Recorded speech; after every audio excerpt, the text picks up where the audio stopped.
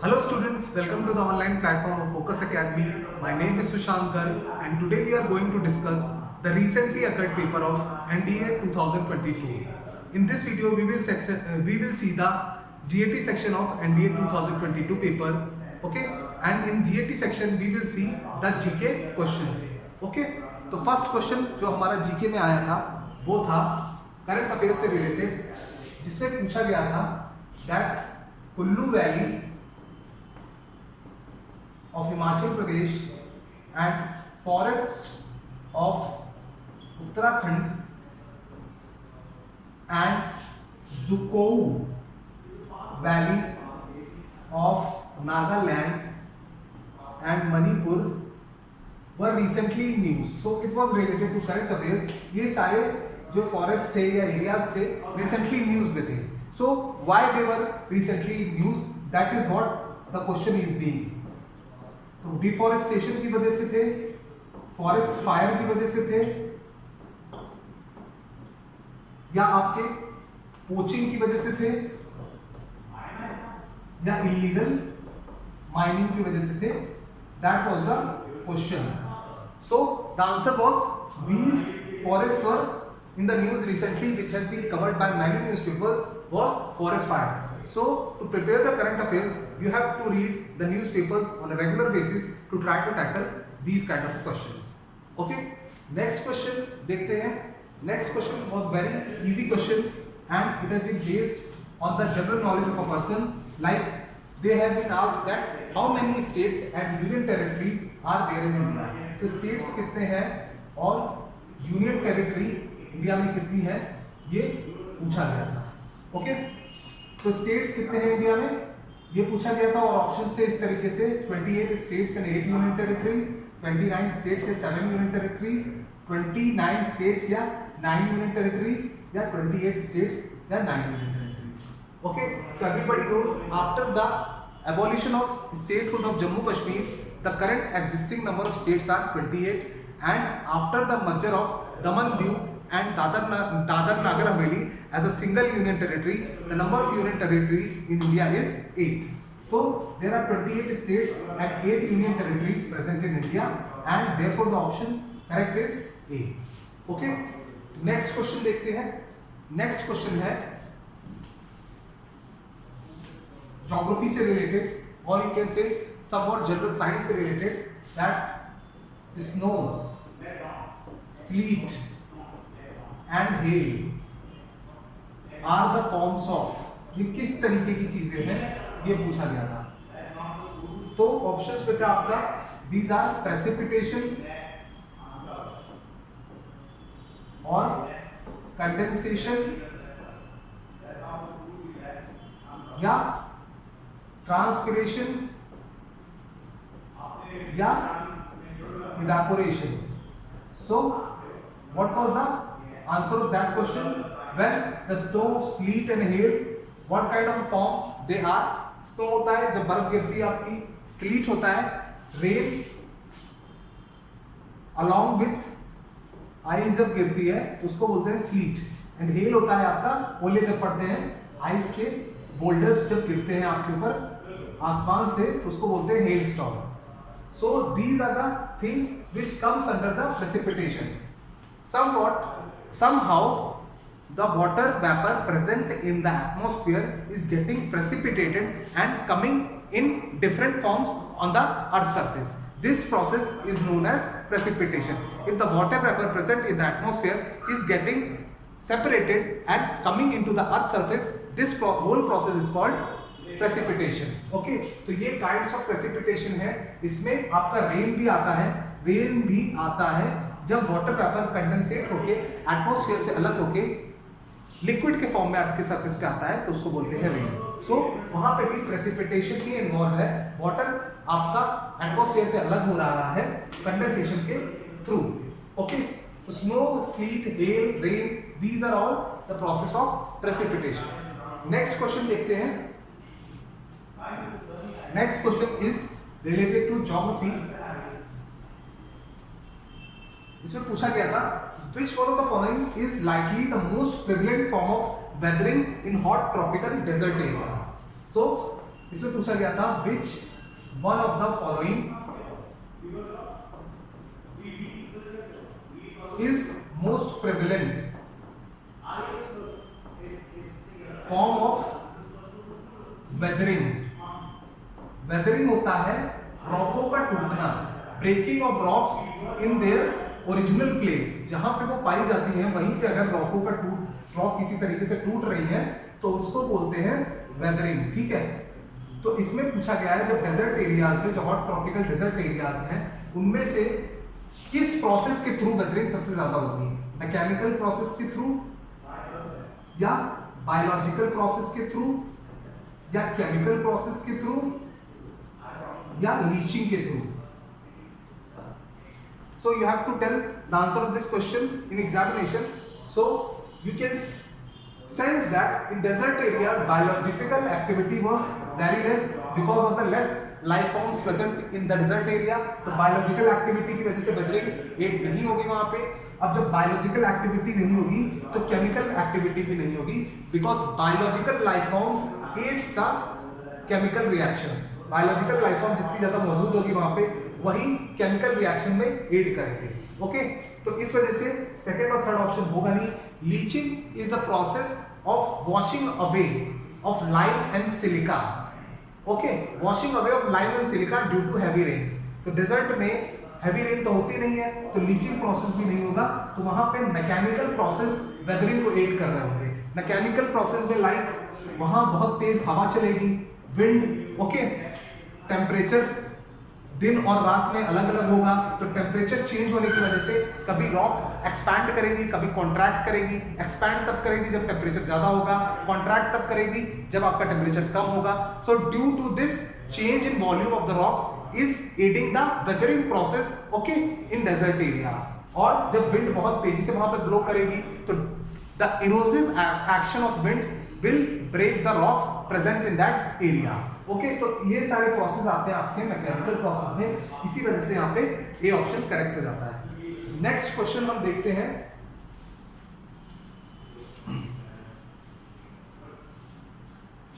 Next question है which one of the following was first mega city? इनमें से कौन सी पहली मेगा सिटी घोषित की गई थी? लंदन, पेरिस, न्यूयॉर्क या वॉशिंगटन? तो this is very static based question. Okay, तो आपको याद रखना होता है कि Tokyo along with New York was one of the first mega cities of the world. Okay, तो यहाँ पे ऑप्शन आपका सही हो जाता है न्यूयॉर्क। नेक्स्ट क्वेश्चन आपका ज्योग्राफी से ही रिलेटेड है, that in India rigid stable elevated landforms with denuded rocks. India rigid, कठोर एंड स्टेबल, एलिवेटेड मतलब उठे हुए लैंड्स विथ डेन्यूटेड रॉक्स, ठीक है। डेन्यूटेड रॉक्स जो कि आपके एक्सपोज्ड रॉक्स हैं और वो मैकेनिकल वेदरिंग या कोई भी वेदरिंग प्रोसेस के थ्रू काफी इरोड हो चुकी है, उसको बोलेंगे denuded rocks. And series of scarps are present. तो ये सारे फीचर्स इंडिया के किस पार्ट में प्रेजेंट थे, ये पूछा गया था। नॉर्दर्न माउंटेन्स पे या पेनिनसुला प्लेट्यू में या नॉर्दर्न प्लेन्स में या कोस्टल प्लेन में? तो try to answer this, that in India which portion contain rigid, कठोर, stable, elevated lands with denuded rocks. Denuded rocks means eroded rocks. तो इंडिया का जब आप पेनिनसुला वाला पार्ट देखेंगे, बॉटम पोर्शन देखेंगे, बॉटम हाफ पोर्शन देखेंगे, तो वहां पे आपको ये वाला जो लैंड मास है, पेनिनसुलर लैंड मास है, वो काफी स्टेबल रिजिड लैंड मास है, ठीक है। One of the oldest land mass है, और ये जिस रॉक से बना है वो इग्नियस और मेटामॉर्फिक रॉक्स हैं, like granite and nieces. These are the rocks which are very stable in nature and they are very rigid in nature also, and there are very elevated lands are present here, like Western Ghat is present here, and here Deccan Plateau is present, here Eastern Ghat is present. So these are the elevated lands present in Peninsular Plateau, and due to the abrasive action of winds blowing, rivers blowing here, a lot of denuded rocks are also present here. So that is why the correct option of this question is Peninsular Plateau. Okay, rigid stable landmass आपका bottom वाला portion है India का। Northern plains तो आपका जो alluvial deposits, sediments deposit करती हैं reverse, उनसे बना हुआ है। हिमालय जो रिवर्स आपकी इस तरीके से फ्लो करती हैं, वो अपने साथ छोटे छोटे सेडिमेंट्स लेके आती हैं, उन सेडिमेंट्स के डिपोजिशन से बना है आपका नॉर्दर्न प्लेन्स। तो नॉर्दर्न प्लेन्स हो नहीं सकता यहाँ पे। कोस्टल प्लेन भी छोटे छोटे जो सेडिमेंट्स आपके बीचेस में डिपॉजिट किए गए हैं, किसके द्वारा?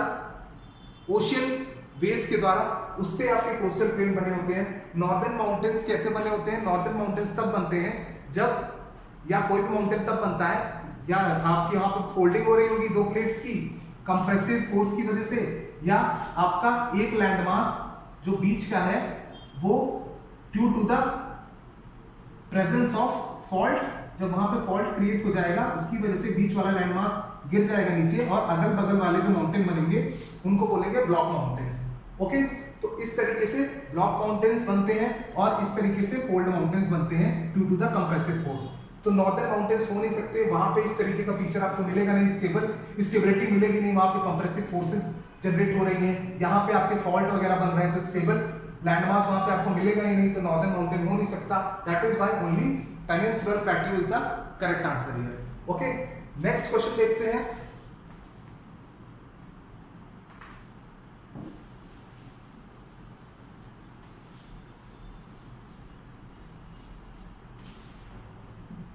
नेक्स्ट क्वेश्चन है, a person had visited a region in India.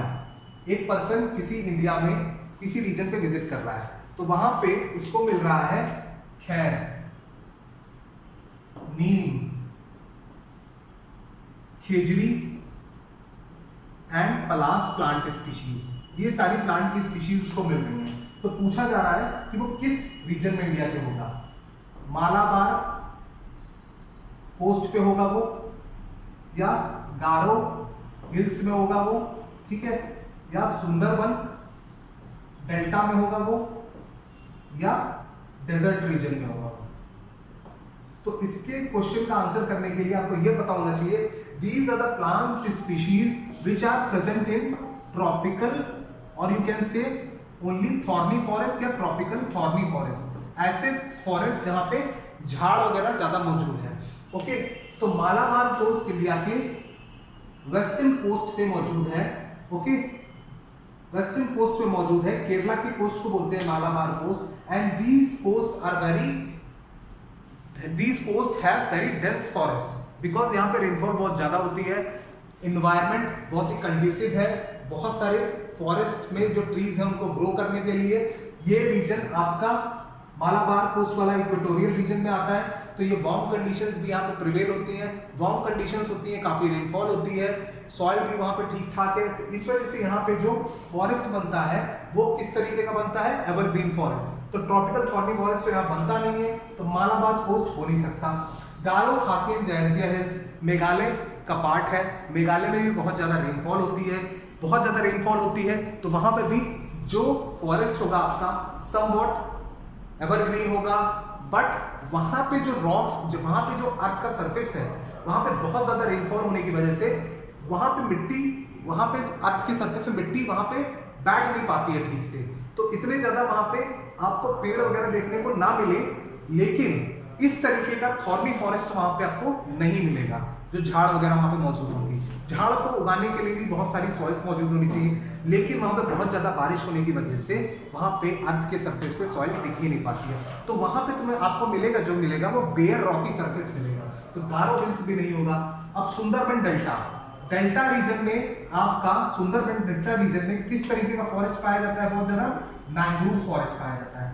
Mangrove जो ट्रीज होते हैं वो सॉल्ट रेजिस्टेंट होते हैं, ठीक है, क्योंकि इस डेल्टाइक रीजन में due to tides occurring in oceans oceans के पास डेल्टा रीजन होते हैं, वहां पे जब ओशियंस पे टाइड आती है तो टाइड की वजह से या वेव्स की वजह से आपके ओशियन वाटर्स डेल्टा के रीजन में आ जाते हैं और ओशियन वाटर होते हैं सॉल्टी या सलाइन, और इसी वजह से ये जो मैंग्रोव फॉरेस्ट होते हैं सॉल्ट रेजिस्टेंट इनको होना होता है। इनकी जड़ें इस तरीके से जमीन के अंदर धसी हुई होनी चाहिए कि जब टाइड्स वगैरह आए तो उनको ये सह सके। तो इस तरीके के फॉरेस्ट प्रेजेंट होते हैं सुंदरबन डेल्टा में। खैर नीम खेजड़ी पलास नहीं होता है, तो बचा आपका desert region in which the thorny forest are present, झाड़ जंगल यहाँ पर प्रेजेंट होते हैं। That is why correct option is D. Let us see the next question. Next question में मूव करते हैं।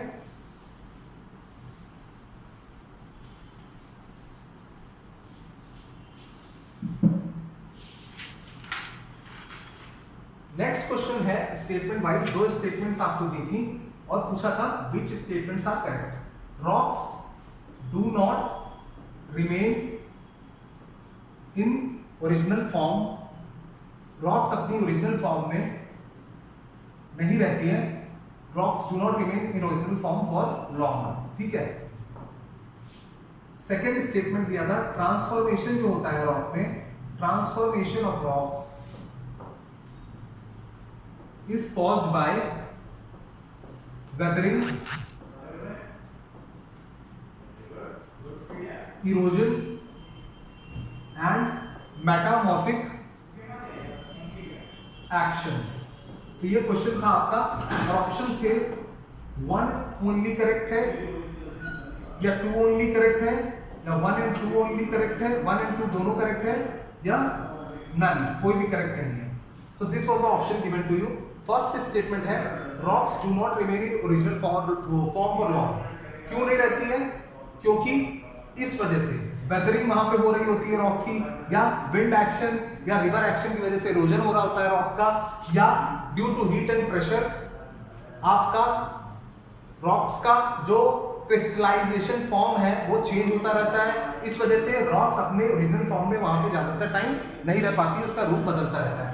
वेदरिंग मतलब वहां पे रॉक्स के ब्रेकेज हो रहा है रॉक्स के अंदर, ठीक है, और कोई केमिकल रिएक्शन की वजह से उसकी केमिकल प्रॉपर्टीज चेंज हो रही हैं, और मेटामॉर्फिक एक्शन की वजह से उसका क्रिस्टलाइजेशन जो स्ट्रक्चर है वो चेंज हो रहा है due to heat and pressure.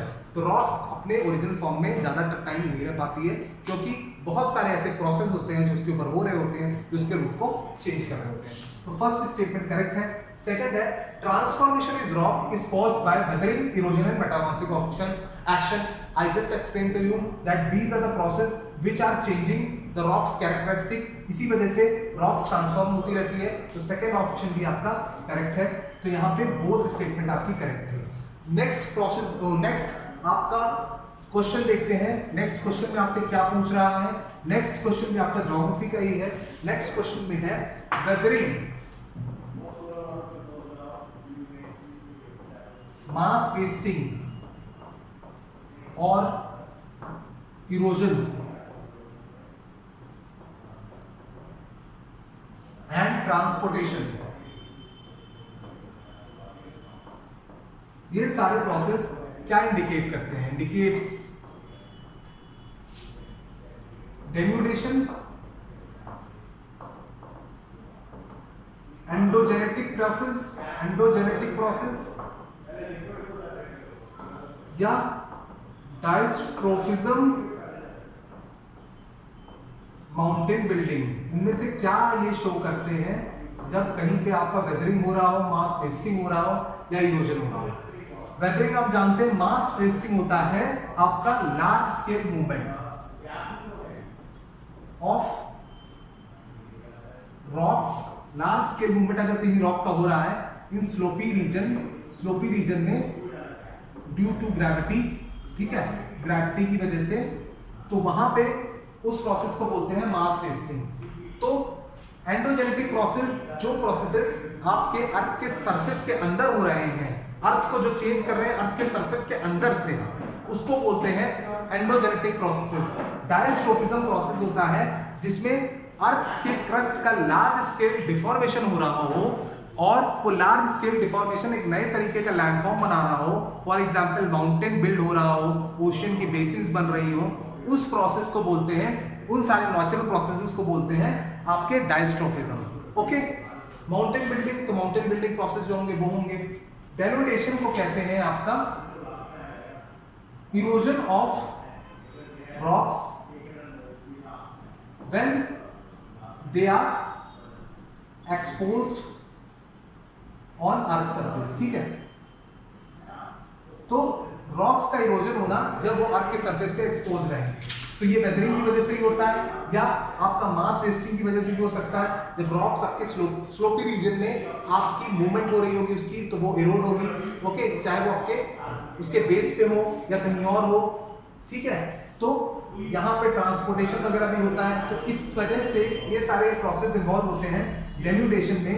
जब आपकी इरोजन हो जाता है रॉक का, छोटे छोटे कण उसके कहीं और ट्रांसपोर्ट भी होते हैं। So these are the process which indicates the erosion of rocks, okay, when they are exposed to earth surface, ठीक है। अर्थ के सरफेस पे जब कोई रॉक एक्सपोज हो जाती है तो उसमें ये सारे प्रोसेस जो इन्वॉल्व होते हैं उसी को मिला के कहते हैं कि रॉक जो है आपकी वहां पे डेन्यूड हो रही है, ओके, वहां पे उसकी रॉक का कटान हो रहा है। तो यहाँ पे ऑप्शन ए सही हो जाता है। नेक्स्ट क्वेश्चन देखते हैं। नेक्स्ट क्वेश्चन आपका क्या है?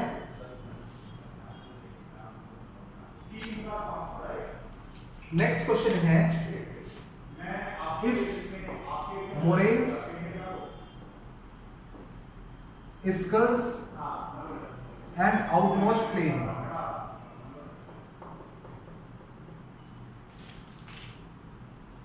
are observed in a place, अगर किसी प्लेस में आपको मोरेन्स मिल रहे हैं, एस्कर्स मिल रहे हैं, आउटवॉश प्लेस मिल रहे हैं, तो वो प्लेस कौन सी है, कौन सी इंडिया की यूनियन टेरिटरी है, ये क्वेश्चन पूछा गया था, ठीक है। तो ऑप्शंस में था अंडमान, लक्षद्वीप, पुडुचेरी या लद्दाख। तो अगर आपने ग्लेशियर लैंडफॉर्म्स पढ़े होंगे तो these are glacier landform, moraines, eskers, outwash plains, these are glacier landforms. और इसी वजह से जहां पे आपका ग्लेशियर्स मौजूद होंगे वहीं पे ऐसे लैंडफॉर्म बनेंगे। तो इन सारी यूनियन टेरिटरीज में लद्दाख ही एक ऐसी जगह है जहां पे आपके ग्लेशियर्स मौजूद होंगे। इसी वजह से ये सारे लैंडफॉर्म्स जो मोरेन्स, एस्कर्स और आउटवॉश प्लेन्स हैं जो कि ग्लेशियर लैंडफॉर्म्स हैं वो आपको लद्दाख में ही मिलते हैं, ओके। नेक्स्ट क्वेश्चन देखते हैं। नेक्स्ट क्वेश्चन करंट अफेयर्स से रिलेटेड है आपका। क्वेश्चन पूछा गया था, in the first India is to export BrahMos missile, ठीक है। इंडिया अपनी ब्रह्मोस मिसाइल इनमें से किस कंट्री को एक्सपोर्ट करने वाली है? भूटान, मालदीव्स, फिलीपींस या Nepal? Try to answer this. So इसका करेक्ट आंसर था फिलीपींस, ठीक है। इंडिया अपनी ब्रह्मोस मिसाइल फिलीपींस को एक्सपोर्ट करने वाली है। अब देखते हैं नेक्स्ट क्वेश्चन क्या है।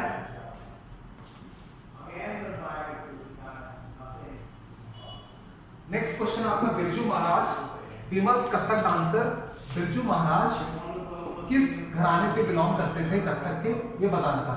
बिरजू महाराज बिलोंग टू विच घराना ऑफ कथक, ठीक है।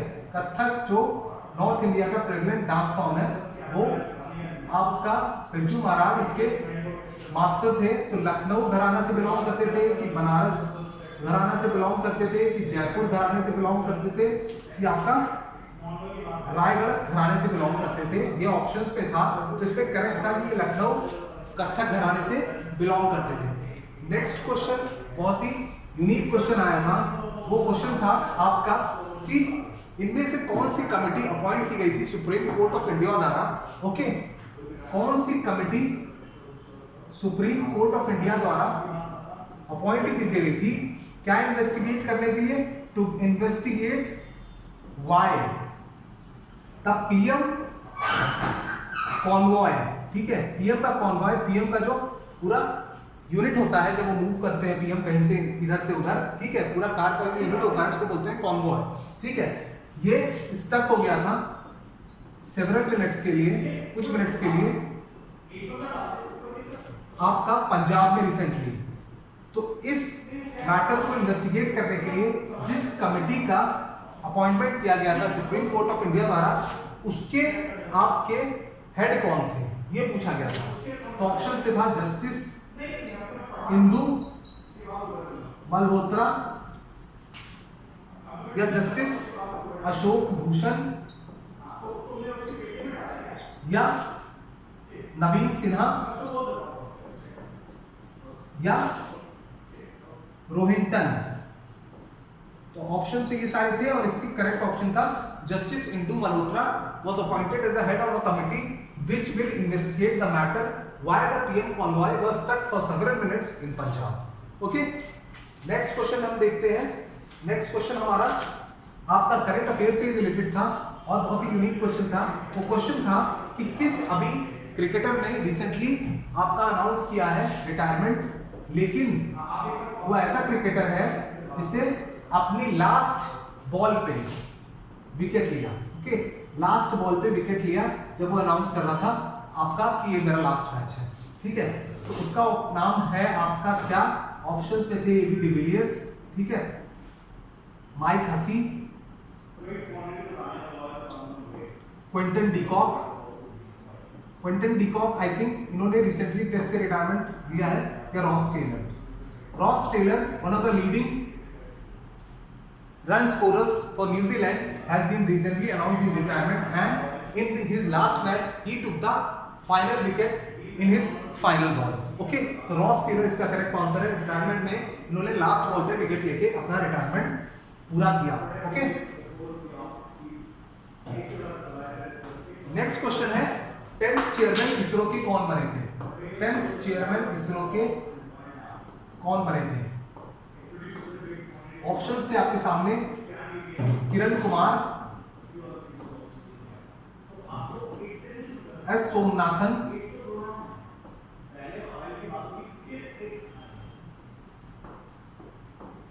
एस सोमनाथ है, सोमनाथ, के सिवान या राधा कृष्णन। तो करेक्ट है आपका S Somnath. Okay, next question देखते हैं। नेक्स्ट क्वेश्चन आपका क्या है? नेक्स्ट क्वेश्चन है 2021 की फॉरेस्ट सर्वे रिपोर्ट के हिसाब से इनमें से किस स्टेट में लार्जेस्ट फॉरेस्ट कवर है? ये क्वेश्चन था। उड़ीसा है वो स्टेट, एमपी है वो स्टेट, अरुणाचल है वो स्टेट, या आपका छत्तीसगढ़ है वो स्टेट। ओके, तो इसका करेक्ट आंसर था एमपी। एमपी फिर से बाजी मार गया है and it has been declared having largest forest cover state in India. Okay, next question देखते हैं। नेक्स्ट क्वेश्चन है जीएसटी टैक्स काउंसिल के चेयरमैन कौन होते हैं? ठीक है, जीएसटी टैक्स काउंसिल के चेयरमैन में से कौन होते हैं? काउंसिल के चेयरमैन के बारे में पूछा गया था। ऑप्शंस थे आपके सामने, पीएम होते हैं या फाइनेंस मिनिस्टर होते हैं या स्पीकर होते हैं लोकसभा के या प्रेसिडेंट होते हैं। तो इसका ऑप्शन करेक्ट होता है फाइनेंस मिनिस्टर जो होते हैं इंडिया के यूनियन लेवल पे, सेंट्रल लेवल पे, वो आपके जीएसटी टैक्स काउंसिल के चेयरमैन होते हैं। Okay, by default. Next question देखते हैं। नेक्स्ट पूछा गया था कि आईयूसीएन का फुल फॉर्म है international union for conservation of nature. ठीक है, ये एक रेड डेटा बुक इशू करती है जिसमें ये बताती है क्रिटिकली इंडेंजर्ड स्पीशीज कौन सी है, इंडेंजर्ड स्पीशीज कौन सी है, थ्रेटेंड स्पीशीज कौन सी है। So this kind of a work this organisation does. तो आईयूसीएन ने, ठीक है, रेड सैंडलवुड को, ठीक है, अभी किसी कैटेगरी में डाला है। ये कैटेगरीज में डालती है, जैसे कि इंडेंजर्ड कैटेगरी में डाल दिया तो क्या होता है, उसके लिए उसको उस स्पीशीज को प्रोटेक्ट करने के लिए स्पेशल स्टेप्स उठाए जाते हैं। ओके, तो इस तरीके से इसने इस रेड सैंडलवुड को किस कैटेगरी में डाला है? क्रिटिकली इंडेंजर्ड में डाला है कि बहुत ज्यादा खतरे में है ये, या इंडेंजर्ड में डाला है, कि खतरे में है, इसको प्रोटेक्ट करने के लिए हमें स्टेप्स उठाने होंगे, या नियर थ्रेटेंड मतलब ये एकदम खतरे की कगार पे है और एक्सटिंक्ट होने वाली है, ठीक है। डेफिशिएंट कैटेगरी में डाला है कि इसकी कमी है सोसाइटी में, तो इसका ऑप्शन करेक्ट था कि इसको इंडेंजर्ड कैटेगरी में डाला है। ओके, नेक्स्ट क्वेश्चन देखते हैं कि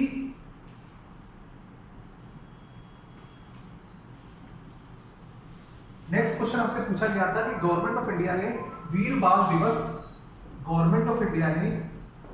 बाल दिवस कब मनाने की घोषणा की है, ठीक है।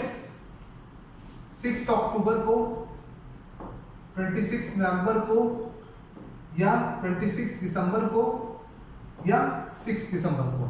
तो इसका करेक्ट ऑप्शन था 26 दिसंबर को वीर बाल दिवस मनाने की गवर्नमेंट ऑफ इंडिया ने घोषणा की है, ठीक है। नेक्स्ट आपका मिनिस्ट्री से रिलेटेड था कि जनवरी 2022 में किस मिनिस्ट्री ने, ठीक है, एक प्रोग्राम लॉन्च किया है जिसका नाम है ग्लोबल सूर्य नमस्कार डेमोन्स्ट्रेशन, ठीक है। ग्लोबल सूर्य नमस्कार डेमोन्स्ट्रेशन प्रोग्राम किस मिनिस्ट्री ने लॉन्च किया है, that was the question. Ministry of culture ने किया है, या मिनिस्ट्री ऑफ आयुष ने किया है, या मिनिस्ट्री ऑफ हेल्थ ने किया है, या मिनिस्ट्री ऑफ टूरिज्म ने किया है, दैट वाज द क्वेश्चन। तो ministry of Ayush was the correct answer here. Okay, next question आपका पॉलिटी से रिलेटेड है और कुछ हिस्ट्री से भी रिलेटेड है। देखते हैं किस तरीके का क्वेश्चन था वो। क्वेश्चन था इनमें से कौन सी कॉन्स्टिट्यूशनल कमीशन नहीं है, ठीक है। कॉन्स्टिट्यूशनल कमीशन नहीं है इनमें से पूछा गया, नॉट। तो नेशनल कमीशन फॉर एससी है कि नहीं है, नेशनल कमीशन फॉर एसटी है कि नहीं है एक कॉन्स्टिट्यूशनल कमीशन, या national commission for backward class है कि नहीं है, या नेशनल कमीशन फॉर वुमेन है कि नहीं है कॉन्स्टिट्यूशनल कमीशन। कॉन्स्टिट्यूशनल कमीशन का कहने का मतलब है जिसके बारे में कॉन्स्टिट्यूशन में दिया हुआ है, ठीक है। तो नेशनल कमीशन फॉर एससी के लिए दिया है आर्टिकल 338 में, एसटी के लिए दिया है 338A में, और backward national commission for backward classes को रिसेंटली अभी कॉन्स्टिट्यूशनल स्टेटस मिला है अकॉर्डिंग टू आर्टिकल 338B, ठीक है। तो नेशनल कमीशन फॉर वुमेन आपका एक कॉन्स्टिट्यूशनल कमीशन नहीं है, इसके बारे में कॉन्स्टिट्यूशन में प्रोविजंस नहीं दिए गए हैं। ओके, नेक्स्ट क्वेश्चन भी आपका पॉलिटी से रिलेटेड है और वो पूछ रहा है आपका क्वेश्चन में कि पंचायती राज जो इंस्टीट्यूशन है वो किस तरीके का इंस्टीट्यूशन है। पंचायती राज जो इंस्टीट्यूशन है वो किस तरीके का इंस्टीट्यूशन है, क्या वो एक पॉपुलर गवर्नमेंट टाइप का इंस्टीट्यूशन है, कि वो सेल्फ गवर्नमेंट टाइप का इंस्टीट्यूशन है, या वो फेडरल गवर्नमेंट टाइप का इंस्टीट्यूशन है, या वो क्वासी गवर्नमेंट टाइप का इंस्टीट्यूशन है, ठीक है। तो पंचायती राज इंस्टीट्यूशन को लोकल सेल्फ गवर्नमेंट भी बोलते हैं, दैट इज व्हाई ये एक इंस्टीट्यूशन है जो कि सेल्फ गवर्नमेंट एस्टैब्लिश करता है at the local level. Okay, next question देखते हैं। नेक्स्ट क्वेश्चन है आपका जो लोअर हाउस लोकसभा का जो इलेक्शन होता है इंडिया में पार्लियामेंट में, वो 2019 में लास्ट रिसेंटली हुआ था, तो उससे कौन से नंबर की लोकसभा चुनी गई थी, दैट इज द क्वेश्चन। तो करंट जो लोकसभा है वो किस नंबर की है ये पूछा गया था, ठीक है। तो करंट लोकसभा में ऑप्शन था 14th लोकसभा है, ये 15th है कि 16th है कि 17th है। तो इसका करेक्ट ऑप्शन था जो अभी प्रिवेल कर रही है 2019 से 2014 के बीच में, वो आपकी 17वीं लोकसभा है। ओके, नेक्स्ट क्वेश्चन आपका है वर्ल्ड हिस्ट्री से रिलेटेड, ठीक है। वर्ल्ड हिस्ट्री से रिलेटेड क्वेश्चन है। क्वेश्चन में पूछा गया है आपसे कि American declaration of independence, American declaration of independence में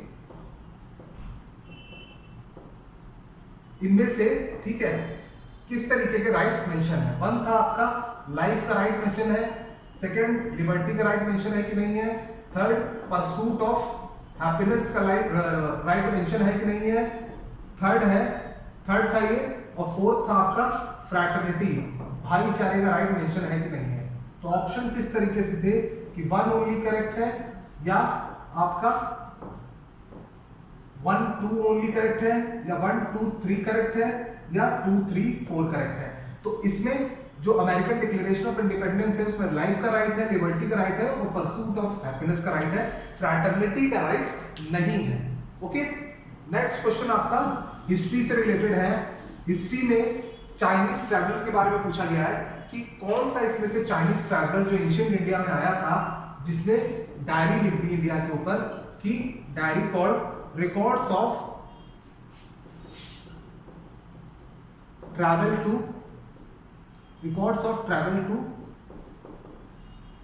मिडिल इंडिया। ठीक है, मिडिल इंडिया में जो इसने ट्रैवल किया था उसके रिकॉर्ड्स इसने एक बुक में उतारे हैं।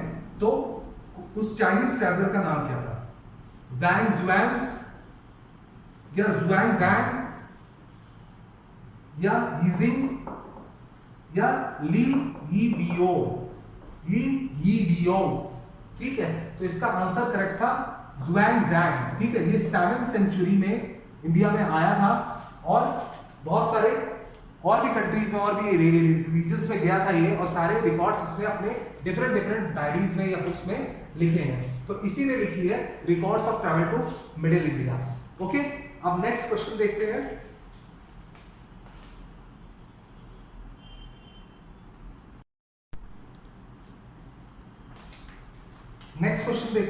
नेक्स्ट क्वेश्चन है, किस अमेरिकन प्रेसिडेंट ने कहा था डेमोक्रेसी को कि government of the people, by the people and for the people? किस अमेरिकन प्रेसिडेंट ने ये डेफिनेशन दी थी डेमोक्रेसी की? अब्राहम लिंकन, जॉर्ज वॉशिंगटन,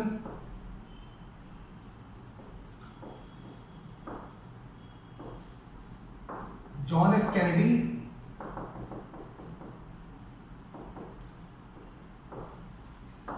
या थॉमस जेफरसन? तो ये क्वेश्चन आया हुआ था आपका वर्ल्ड हिस्ट्री से रिलेटेड। तो इसका ऑप्शन करेक्ट जो था वो था अब्राहम लिंकन। ठीक है, अब्राहम लिंकन ने ये आपकी डेफिनेशन दी थी डेमोक्रेसी की। नेक्स्ट क्वेश्चन देखते हैं। नेक्स्ट क्वेश्चन क्या था आपका? नेक्स्ट क्वेश्चन था कि जो इनहैबिटेंट्स हैं अर्थ के, ठीक है, अर्थ पे जो लोग रह रहे हैं, अर्थ के जो इनहैबिटेंट्स हैं, उनको अर्थ की स्पीड ऑफ रोटेशन का पता क्यों नहीं लगता है? ठीक है, why doesn't they realize the speed of rotation of earth?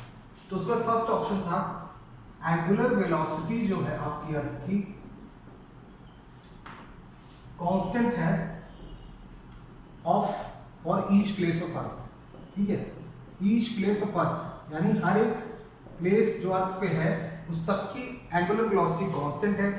Second है एटमॉस्फेयर जो है आपका वो भी रोटेट करता है, रोटेट्स विद अर्थ। एटमॉस्फेयर भी अर्थ के साथ रोटेट करता है। थर्ड है आपका there are no nearby objects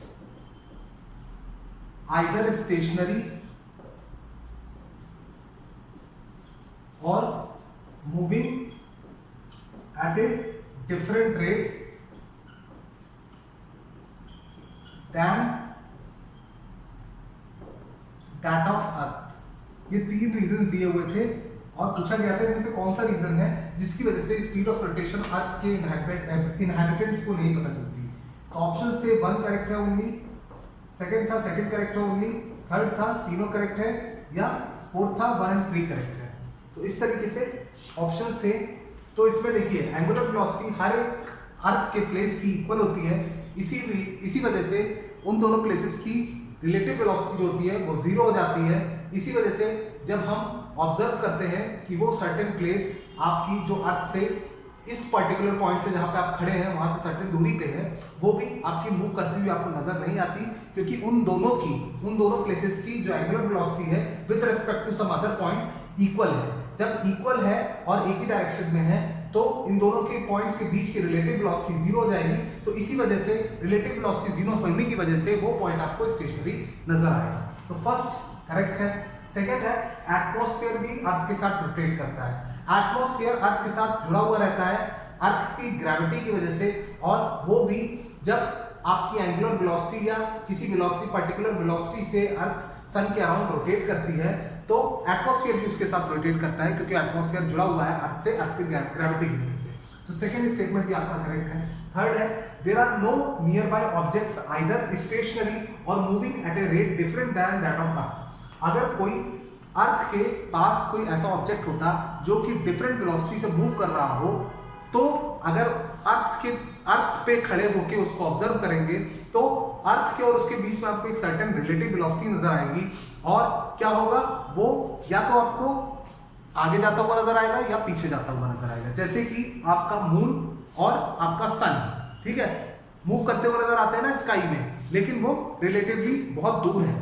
क्योंकि वो क्यों मूव करते हुए नजर आते हैं? क्योंकि वो डिफरेंट एंगुलर वेलोसिटी से मूव कर रहे हैं, रोटेट कर रहे हैं, इसी वजह से वो मूव करते हुए नजर आते हैं। लेकिन अर्थ के बहुत पास कोई भी ऐसा ऑब्जेक्ट नहीं है जो कि स्टेशनरी हो या different rate than that of earth move कर रहा हो, रोटेट कर रहा हो एंगुलर वेलोसिटी से। इसी वजह से अर्थ के इनहैबिटेंट्स को अर्थ की स्पीड का ऑफ रोटेशन का पता नहीं चलता, क्योंकि अर्थ के आसपास ऐसा कोई चीज नहीं है।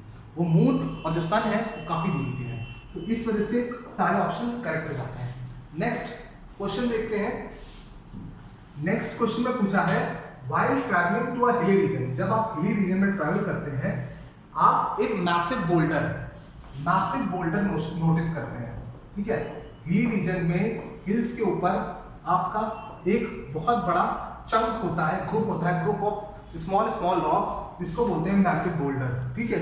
ये आपका हैवी रेन्स की वजह से, ठीक है, हैवी रेन्स की वजह से यहां से जो चिपका हुआ था वो लूजन हो गया है और नीचे डाउनहिल आ रहा है, ठीक है।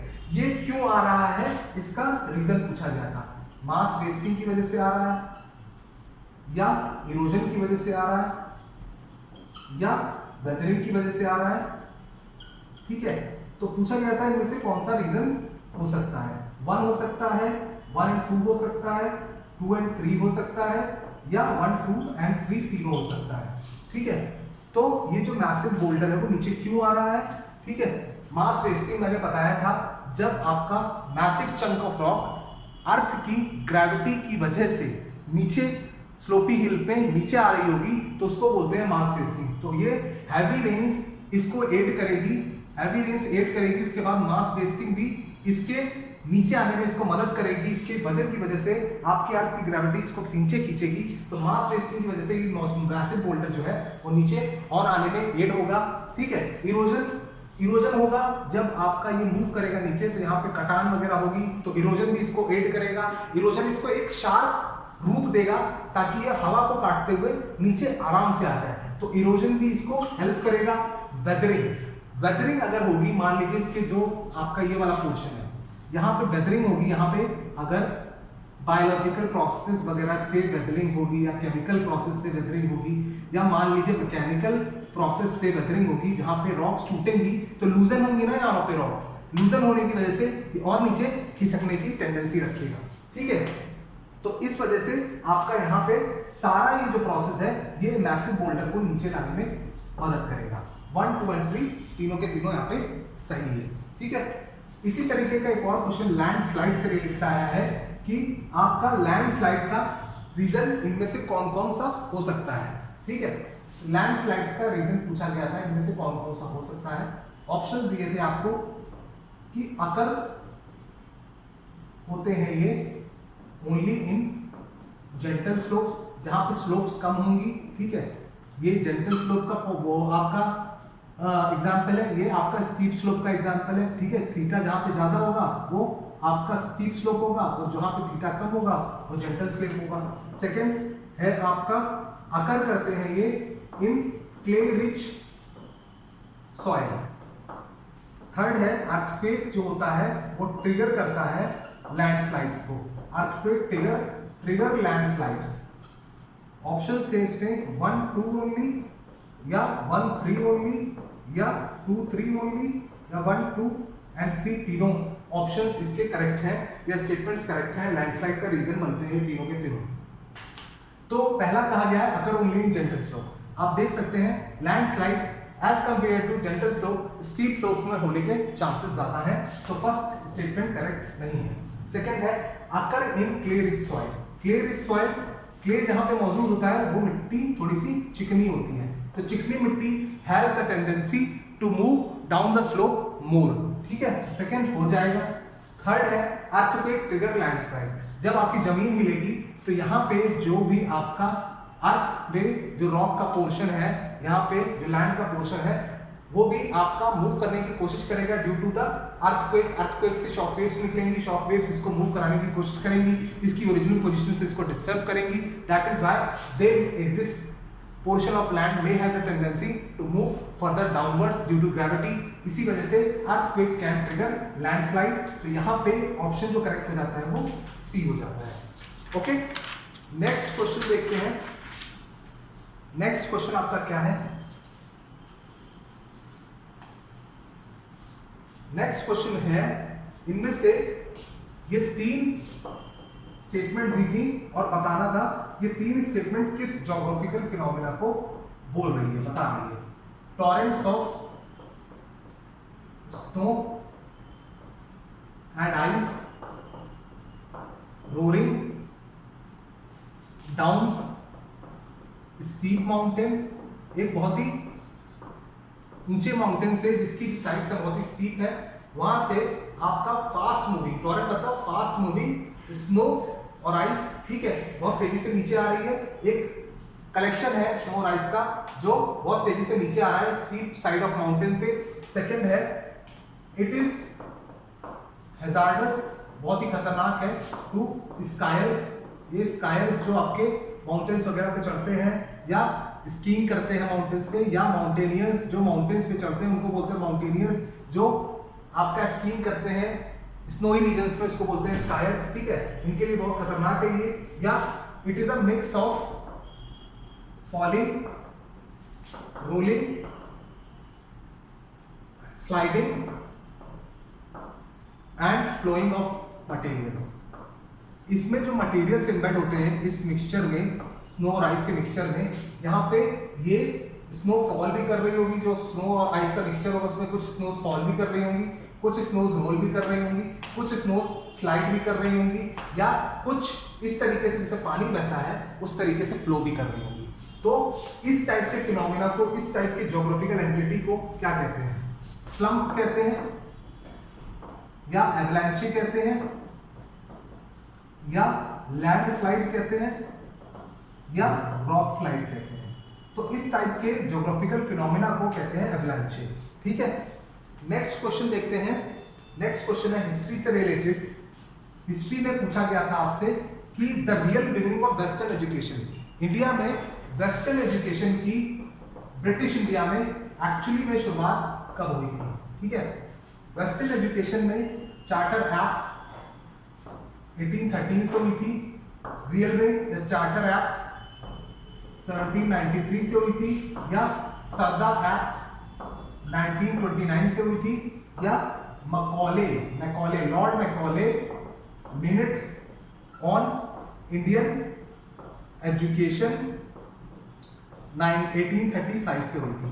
तो ये जो Macaulay minute of Indian education 1835 में है, इन्होंने इसमें एक स्पीच में बोला था कि why the western education is necessary in India, that is why we have to put some acts or reforms in India which can introduce Western education in India and to educate Indians about Western education so they can help in running their country to us, ठीक है, वो हमें help करे अपनी country को run करने के लिए, इसलिए वेस्टर्न एजुकेशन इंपॉर्टेंट है। ये सारी बातें लॉर्ड मैकॉले ने in Macaulay's minute of Indian education 1835 में कहा था। That is why the real beginning of western education can be traced back to this event. Okay, next question देखते हैं। नेक्स्ट क्वेश्चन है term industrial revolution was first used by, इनमें से industrial revolution का term पहली बार किसने use किया था? Term industrial revolution was first use by J.A. Bland, Q.E. T.S. Ashton, Arnold टोइनबी या R.H. टाउनी। ठीक है, तो इस पे करेक्ट ऑप्शन है आपका आर्नोल्ड टोइनबी ने जब ब्रिटेन में इंडस्ट्रीज इकोनॉमिक डेवलपमेंट हो रही थी ड्यू टू द इंडस्ट्रीज, तब उन्होंने ये टर्म ब्रिटेन के लिए यूज किया था कि ब्रिटेन में आपका इंडस्ट्रियल रेवोल्यूशन हो रहा है। नेक्स्ट क्वेश्चन आपका हिस्ट्री से ही रिलेटेड है, उसको देखते हैं। क्वेश्चन है खुदाई खिदमतगार। खुदाई खिदमतगार जो ऑर्गेनाइजेशन थी वो इनमें से किसके द्वारा लॉन्च की गई थी? महात्मा गांधी द्वारा, खान अब्दुल गफार खान द्वारा, या एम जिन्ना द्वारा, या MM मालवीय द्वारा? तो इसका करेक्ट आंसर है खान अब्दुल गफार खान, जिनको हम फ्रंटियर गांधी भी बोलते हैं, who belongs to Afghanistan. Okay, इन्होंने ही खुदाई खिदमतगार, जिस ऑर्गेनाइजेशन को हम सर्वेंट्स ऑफ द गॉड भी बोलते हैं, इन्होंने ये स्टार्ट की थी। नेक्स्ट क्वेश्चन भी आपके हिस्ट्री से ही रिलेटेड है, दैट इज मॉडर्न हिस्ट्री। उसमें पूछा गया था महद सत्याग्रह ऑफ 1927। महद सत्याग्रह 1927 इनमें से किसके द्वारा लॉन्च किया गया था? महद सत्याग्रह आपका अम्बेडकर लिखा है इसमें, बी.आर. अम्बेडकर द्वारा, महात्मा गांधी द्वारा, S.C. बोस द्वारा, या लोकमान्य तिलक द्वारा? तो इसका करेक्ट आंसर है बी.आर. अम्बेडकर। महज सत्याग्रह 1927 बी.आर. अम्बेडकर द्वारा ऑर्गेनाइज की गई थी। नेक्स्ट क्वेश्चन है सत्य शोधक समाज। ठीक है, ट्रूथ सीकिंग सोसाइटी, ठीक है, किसके द्वारा एस्टैब्लिश की गई थी? ठीक है, सत्य शोधक समाज। ठीक है, विनोबा भावे, ज्योतिबा फुले, बी.आर. अम्बेडकर, या सी. राजगोपालचारी? ठीक है, तो ये ऑप्शंस में थे आपके। तो इसमें करेक्ट आंसर है ज्योतिबा फुले द्वारा आपकी पुणे में ये ऑर्गेनाइजेशन सेटअप की गई थी to help underprivileged class of people like women, Dalit, SC STs, ठीक है, उनके लिए ये ऑर्गेनाइज की गई थी। नेक्स्ट क्वेश्चन है 13th सेंचुरी टेक्स्ट लेख पद्धति। ठीक है, 13th सेंचुरी टेक्स्ट आपका है लेख पद्धति। लेख पद्धति आपका इनमें से किस टॉपिक से बिलोंग करता है? ठीक है, एपिग्राफिक स्टाइल से, या लीगल डॉक्यूमेंट है ये, ठीक है, या ऐसे राइटिंग के ऊपर है ये, या आर्ट ऑफ राइटिंग के ऊपर है ये। ठीक है, तो ये एक लेख पद्धति डॉक्यूमेंट है जो संस्कृत में लिखा गया है पहले, और इसका कोई एक राइटर नहीं है, सिंगल राइटर नहीं है। There are lot of writers who wrote this Lekhapaddhati and it is a document which contain the provisions related to kings and the relations between different kings. So ये एक legal document था जिसमें laws वगैरह की, इस तरीके की Kings वगैरह क्या करते हैं और उनकी क्या एक्टिविटीज होती हैं रिगार्डिंग देयर एडमिनिस्ट्रेशन, वो सारी चीजें इसमें लिखी हुई थी।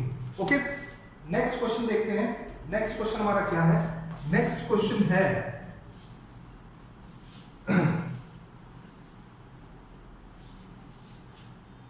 एनक्रूमा। नेक्स्ट क्वेश्चन है Nkrumah, one of the five leaders of non-alignment movement, ठीक है, was a leader of which African country? ठीक है, जब नॉन अलाइनमेंट मूवमेंट लॉन्च हुआ था तो उनमें से 5 लीडर्स में से ये वन ऑफ द लीडर्स थे। तो ये आपके किस कंट्री के लीडर थे एक्चुअली में, अफ्रीका के, ये पूछा गया। नाइजीरिया के थे कि केन्या के थे कि घाना के थे कि आपका युगांडा के थे? तो ये आपके थे घाना के। ओके, नेक्स्ट क्वेश्चन आपका है इंडिया में प्लानिंग की शुरुआत, idea of planning in independent India was drawn from. जब हम 5 ईयर प्लान्स या वगैरह बनाते थे इंडिपेंडेंट इंडिया में, तो वो लार्जली कहां से उसका आइडिया हमने फर्स्ट टाइम लिया था? Idea of planning in independent India, इनमें से किसमें से लिया था इंडिया में प्लानिंग का आइडिया? बॉम्बे प्लान से, या डिमांड मेड बाय पीजेंट से, या डिमांड मेड बाय वर्कर्स से इसका आइडिया लिया था, या गांधीयन विजन ऑफ इंडिया से लिया था? तो इसका हमने आइडिया लिया था बॉम्बे प्लान से, जो बॉम्बे के इंडस्ट्रियलिस्ट द्वारा ये प्लान तैयार किया गया था 2-3 साल के लिए इंडिया के लिए ड्यूरिंग 1940s। उसमें से ही हमने अपने नेक्स्ट जब इंडिपेंडेंट हो गए, इसी में से अपना इंडिया के फ्यूचर की 5 साल की प्लानिंग हमने ली थी। ओके, इस तरीके के बहुत सारे उसमें प्लान आए थे। पीपल्स प्लान आया था, सर्वोदय प्लान आया था, और एक बॉम्बे प्लान भी आया था। ये बॉम्बे के इंडस्ट्रीज द्वारा प्रिपेयर किया गया था about the future economy of India. ठीक है, तो इसमें से हमने अपने आइडिया का, प्लानिंग का आइडिया लिया था अगले 5 साल के लिए जब हम आजाद हो गए। ठीक है, नेक्स्ट क्वेश्चन है आपका निसर्ग गति, निवार और टॉप्टे एंड यास, ये सारी चीजें किस पर्टिकुलर फिनोमेना का नाम है या पर्टिकुलर चीज का नाम है? न्यू फाइटर एयरक्राफ्ट का नाम है, या टूरिस्ट प्लेसेस का नाम है, या आपका वेदर स्टेशंस का नाम है, या आपका साइक्लोन्स का नाम है? तो ये सारे जो नाम है वो साइक्लोन्स के हैं। ओके, नेक्स्ट क्वेश्चन आपका करंट अफेयर्स से रिलेटेड है। क्वेश्चन है कि 2021 में इनमें से कौन सी स्टेट या union territory Indian railway network से जुड़ गई?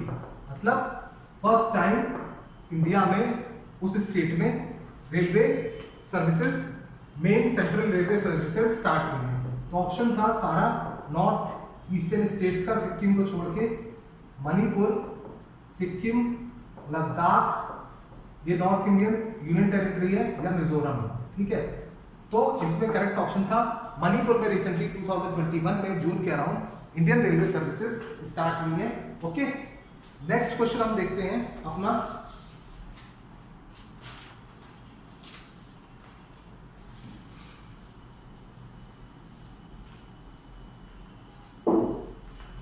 क्वेश्चन है अर्थशास्त्र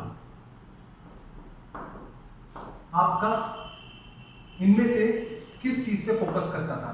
इकोनॉमिक्स पे,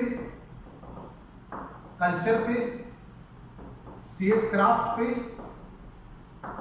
या मोनार्की पे? तो अर्थशास्त्र which was written by Kautilya या चाणक्य जिसको हम कहते हैं during Maurya period, it was the book which dealt with the state administration, how the administration is working in Maurya period।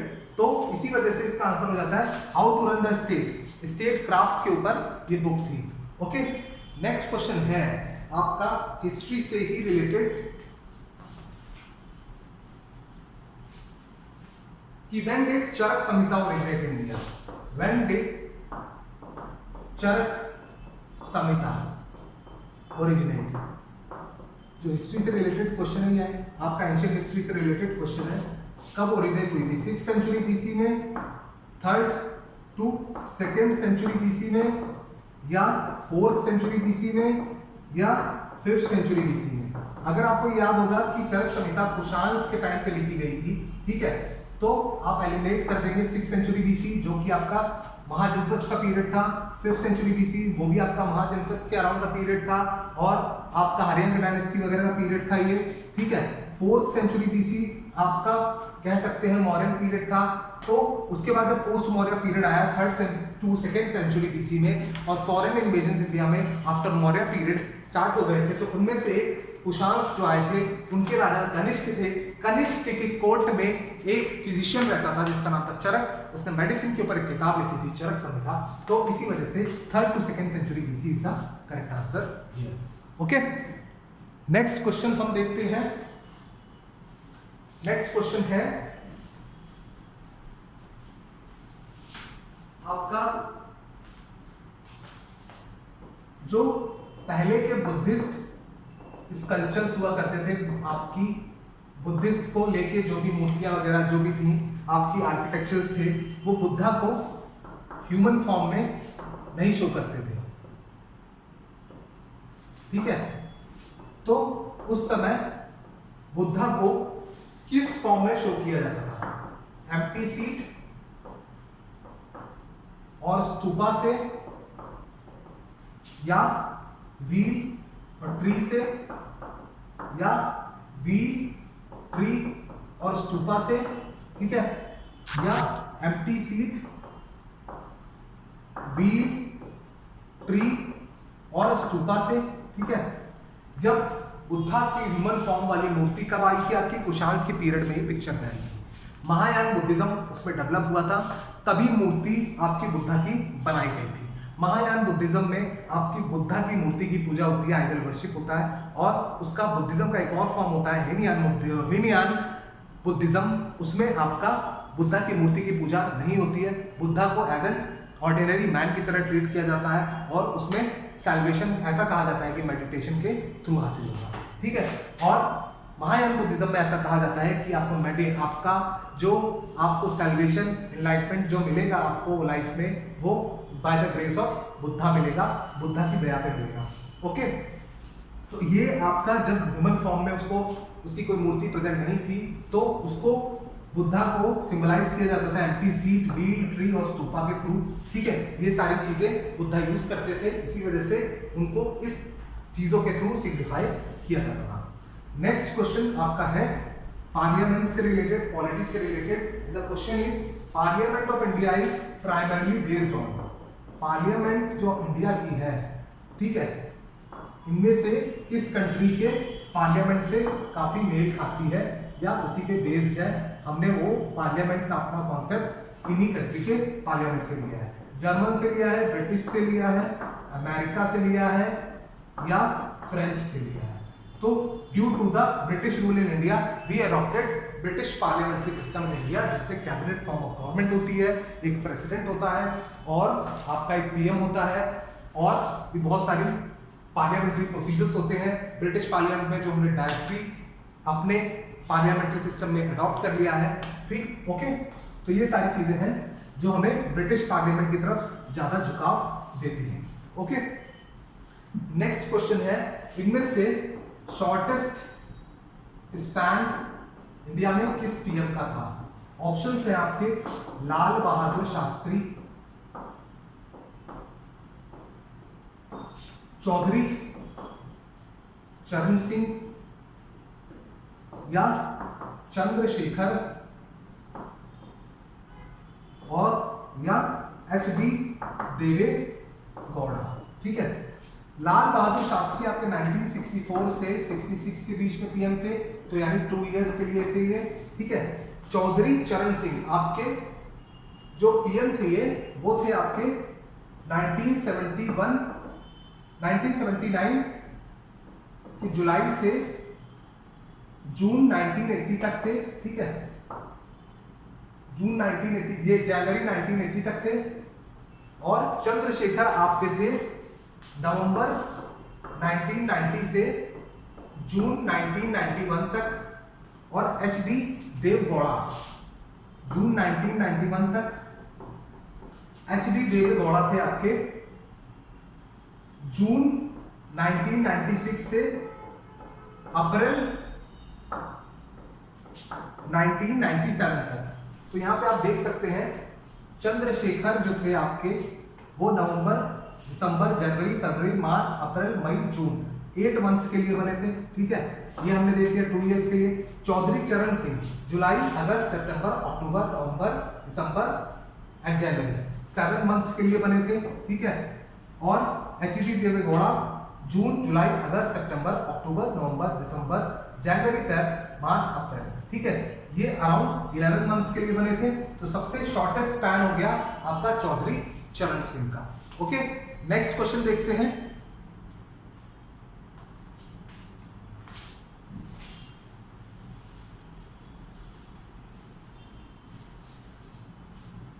Next question है which one of the following does not fall under the jurisdiction of apex court of India? apex court हमारा है, top most court है हमारा supreme court. तो ये पूछा है इनमें से कौन सा जुरिस्डिक्शन सुप्रीम कोर्ट के अंतर्गत नहीं आता है? Not comes. ठीक है, नॉट कम्स। ओरिजिनल जुरिस्डिक्शन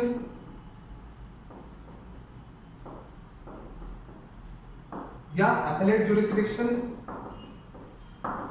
या कॉलेजिएट जुरिस्डिक्शन या एडवाइजरी जुरिस्डिक्शन।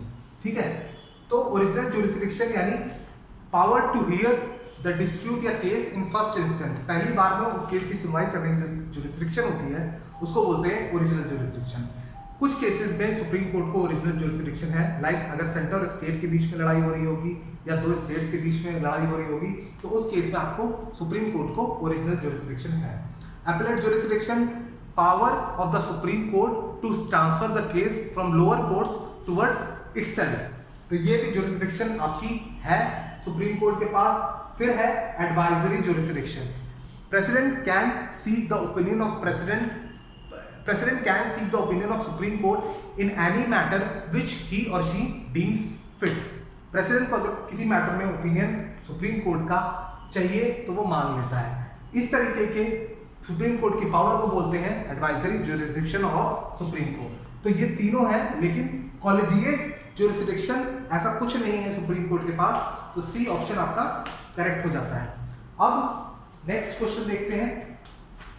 नेक्स्ट क्वेश्चन है क्लाउड बस से रिलेटेड पूछा गया है कि which of the following is the features of cloud बस। इनमें से क्लाउड बस का फीचर कौन कौन सा है according to Indian meteorological organisation या डिपार्टमेंट IMD के हिसाब से इनमें से कौन कौन सा फीचर है? दो आपके स्टेटमेंट दिए थे। पहला है हैवी प्रेसिपिटेशन, बहुत ज्यादा बारिश, प्रेसिपिटेशन, ठीक है, शॉर्ट पीरियड में, लीडिंग टू या हैवी प्रेसिपिटेशन शॉर्ट पीरियड में इन लिमिटेड एरिया, बहुत छोटे एरिया में। ठीक है, सेकंड है आपका occurs generally in monsoon season and triggers flash flood, ठीक है, and landslides। और ये फ्लैश फ्लड ला सकते हैं जगह पे, बहुत तेजी से अचानक से बाढ़ आ जाएगी वहां पे। ठीक है, तो ये दोनों स्टेटमेंट दी थी, पूछी थी कौन कौन सी करेक्ट है। 1 ओनली करेक्ट है, 2 ओनली करेक्ट है, या 1 2 बोथ करेक्ट है, या नन करेक्ट है। तो हैवी प्रेसिपिटेशन, बहुत ज्यादा बारिश को ही बोलते हैं क्लाउड बस। और बहुत छोटे एरिया में अगर बहुत ज्यादा बारिश अचानक से हो जाए उसी को बोलते हैं बादल फटना। और ये मॉनसून सीजन में ही होता है और इसकी वजह से अचानक से वहां बाढ़ आ जाती है किसी रीजन में, जैसे माउंटेन्स के रीजन में अगर फ्लैश फ्लड आपका क्लाउड बर्स्ट हो गया तो वहां पानी अचानक से बहुत तेजी से लिमिटेड एरिया में आपका बरस जाएगा और वो पानी इकट्ठा होकर अचानक से सर्टेन एरिया में आपका फ्लैश फ्लड के रूप में चला जाएगा। फॉर एग्जाम्पल जो आपका केदारनाथ में हुआ था, ठीक है, वहां पे अचानक से बाढ़ आ गई थी, रातों रात बाढ़ आ गई थी, that is called flash flood. और बहुत सारी जगहों पे due to this heavy rain in a short period of time in a limited area in hilly region, it can cause landslide also. Okay, तो 1 and 2 आपका स्टेटमेंट यहाँ पे correct होता है। नेक्स्ट क्वेश्चन देखते हैं कि क्या कह रहा है हमसे। नेक्स्ट क्वेश्चन है आपका, एक ग्रुप है, ठीक है, वो शेप और साइज अर्थ का डिस्कस कर रहा है। ठीक है, तो वहां पे कुछ स्टूडेंट्स ने कुछ चीजें ऑब्जर्व की। पहले स्टूडेंट ने कहा शेप ऑफ अर्थ जो है ऑब्लेट स्फेरॉइड है, ठीक है, शेप ऑफ अर्थ है ऑब्लेट स्फेरॉइड। सेकंड आपका कहा कि पोलर डाया जो है अर्थ का वो क्रेटर है इक्वेटोरियल डाया से, ठीक है, सेकंड स्टूडेंट ने कहा। थर्ड स्टूडेंट ने कहा आपका बल्ज जो है अलोंग इक्वेटर वो due to revolution of earth है, अर्थ के सन के अराउंड जो चक्कर लगाने के कारण आपका बल्ज है इक्वेटोरियल डाया के अराउंड अर्थ पे, ठीक है। तो इसमें से बतानी है कौन कौन सी स्टेटमेंट करेक्ट है। 1 ओनली करेक्ट है या 1 2 करेक्ट है या 2 3 करेक्ट है या 1 2 3 तीनों करेक्ट है। तो देखिए अर्थ आपका कुछ इस तरीके के शेप का है, तो इस शेप को जो इस ऊपर नीचे से थोड़ा सा चपटा हुआ रहता है इसको बोलते हैं ऑब्लेट स्फेरॉइड। तो स्टूडेंट 1 ने जो कहा वो बात सही कही।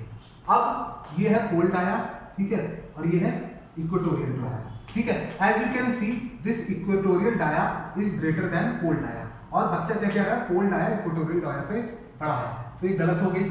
थर्ड स्टेटमेंट है bulge around equator due to revolution of earth. ये अर्थ जब सन के अराउंड चक्कर लगा रही है इस वजह से यहाँ पे इस तरीके से बल्ज आ गया है, नहीं, जब अर्थ रोटेट करती है अर्थ के रोटेशन की वजह से एक सेंट्रीफ्यूगल फोर्स बाहर की तरफ लगता है, इस सेंट्रीफ्यूगल फोर्स की वजह से ये इक्वेटोरियल डाया के अराउंड अर्थ का बल्ज आ गया है, ठीक है। तो ये थर्ड स्टेटमेंट भी गलत हो गई, तो यहाँ पे ये करेक्ट हो गया ये वाला स्टेटमेंट भी। ओके, नेक्स्ट क्वेश्चन देखते हैं। नेक्स्ट क्वेश्चन भी ज्योग्राफी का है। इसमें पूछा गया है व्हाइल वाचिंग न्यूज, जब आप न्यूज देख रहे थे तो एक प्लेस के बारे में हमें पता चला, ठीक है, जो हमें पहले पता नहीं था। You want to know more about this place and you want to locate it on the map. इस प्लेस को हम मैप में लोकेट करना चाहते हैं, ठीक है। तो which of the following is required for you to be able to locate the place on the map? इस किसी भी प्लेस को पर्टिकुलर प्लेस को मैप पे अगर आप लोकेट करना चाहते हैं तो आपको इनमें से क्या पता होना चाहिए? उसका लैटिट्यूड पता होना चाहिए केवल, उसका लॉन्गिट्यूड पता होना चाहिए, या बोथ लैटिट्यूड लॉन्गिट्यूड पता होना चाहिए, या आपका लैटिट्यूड भी पता होना चाहिए, लॉन्गिट्यूड भी पता होना चाहिए एंड एल्टीट्यूड भी पता होना चाहिए, कितनी ऊंचाई पे हो जगह ये भी पता होना चाहिए। तो अगर किसी भी प्लेस को आप पर्टिकुलर प्लेस को अर्थ पे लोकेट करते हैं तो आपकी जो वर्टिकल सेमी सर्कल्स होते हैं उनको बोलते हैं लॉन्गिट्यूड, और जो हॉरिजॉन्टल लाइंस होती हैं हॉरिजॉन्टल सेमी सर्कल्स होते हैं उनको बोलते हैं लैटिट्यूड। जहां पे ये पर्टिकुलर इंटरसेक्ट करते हैं वहां पे जो प्लेस होती है वो आपकी इस लैटिट्यूड और लॉन्गिट्यूड के कोऑर्डिनेट से सिग्निफाई होती है, ठीक है। मान लीजिए लॉन्गिट्यूड यहाँ पे ये वाला पर्टिकुलर 82 डिग्री ईस्ट वाला है, और यहाँ पे जहाँ पे ये लैटिट्यूड को इंटरसेक्ट कर रहा है ये लैटिट्यूड आपका कौन सा है? ये लैटिट्यूड मान लीजिए आपका 82 डिग्री या 70 डिग्री नॉर्थ वाला है, तो इस पर्टिकुलर प्लेस के कोऑर्डिनेट को कहा जाएगा ये 82 डिग्री ईस्ट 70 डिग्री नॉर्थ पे लोकेटेड है। तो यहाँ पे दो चीजें हमने देखी, किसी भी प्लेस को लोकेट करने के लिए जो जरूरी है वो है एक लॉन्गिट्यूड और दूसरा है लैटिट्यूड। एल्टीट्यूड की जरूरत नहीं पड़ती है, केवल लैटिट्यूड और लॉन्गिट्यूड दो चीजें अगर हमें पता हो तो हम एक वर्टिकल लाइन खींचेंगे और एक हॉरिजॉन्टल लाइन खींचेंगे, वो दोनों जहां पे इंटरसेक्ट कर रही होंगी वो हमें बता देगा कि वो पर्टिकुलर प्लेस मैप पे कहाँ है। तो उसके लिए हमें लैटिट्यूड पता होना चाहिए, उसका लॉन्गिट्यूड। अगर लैटिट्यूड पता है, मान लीजिए उस जगह का लैटिट्यूड पता है हमें 30 डिग्री नॉर्थ, तो आप नॉर्थ में इस तरीके से लाइन खींचेंगे, और हमें उसका लॉन्गिट्यूड पता है 82 डिग्री वेस्ट, तो इस तरीके से हम लॉन्गिट्यूड खींचेंगे, जहां पे इंटरसेक्ट करेगी वो उस प्लेस की पोजीशन होगी मैप में। तो इस वजह से यहाँ पे ये वाला ऑप्शन करेक्ट हो जाता है। नेक्स्ट क्वेश्चन और लास्ट क्वेश्चन जीके का जो आपके एनडीए के पेपर में आया था, देखते हैं कौन सा क्वेश्चन था। वो जीपीएस से रिलेटेड था कि ग्लोबल पोजीशनिंग सिस्टम के रेस्पेक्ट में, जीपीएस के रेस्पेक्ट में इनमें से कौन सी स्टेटमेंट आपकी करेक्ट नहीं है, ठीक है, नॉट करेक्ट बतानी है, नॉट करेक्ट। तो statement C, it is based on network of satellites orbiting Earth, या it is based on system of triangulation, या GPS